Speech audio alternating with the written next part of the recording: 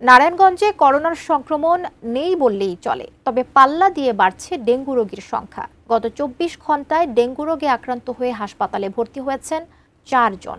এ বিষয়ে নারায়ণগঞ্জ থেকে বিস্তারিত জানিয়েছেন হাসান মজুমদার বাবলু।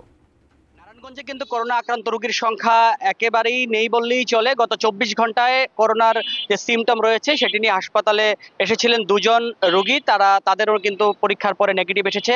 হাসপাতাল কর্তৃপক্ষ আমাদেরকে তেমনটি জানিয়েছেন। অন্যদিকে যদি বলি যে ডেঙ্গু কিন্তু চোখ রাঙিয়ে চলছে। গত ২৪ ঘন্টায় ডেঙ্গু রোগে আক্রান্ত হয়ে হাসপাতালে ভর্তি হয়েছেন ৪ জন রোগী। তার আগের দিনও একই অবস্থা বিরাজ করেছিল। ৪ জন রোগী ডেঙ্গুর সংক্রমণ নিয়ে হাসপাতালে ভর্তি হয়েছেন।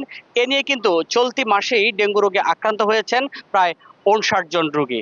আমি যদি একটু বলি যে ডেঙ্গুর নিয়ন্ত্রণে জেলা স্বাস্থ্য অধিদপ্তর যে ধরনের কার্যক্রম নিয়েছে, তারা বলছেন যে ডেঙ্গু নিয়ন্ত্রণে তারা সকল ধরনের যে কার্যক্রম রয়েছে, তারা এই রোগের নিরাময়ের জন্য যে অক্সিজেন রয়েছে, পর্যাপ্ত কিট রয়েছে, সেটি কিন্তু তাদের রয়েছে। তারা যেমনটি জানিয়েছেন, ডেঙ্গু রোগীদেরকে কিন্তু সাধারণ রোগীদের সাথেই কিন্তু তারা চিকিৎসা করছেন। অর্থাৎ ডেঙ্গু রোগীদের যে বিশেষ একটি বেড, বিশেষ একটি রুম বা বিশেষ একটি কেবিন, বিশেষ একটি জায়গা যে থাকার কথা, সেটি কিন্তু এই হাসপাতালে আমরা দেখতে পাইনি।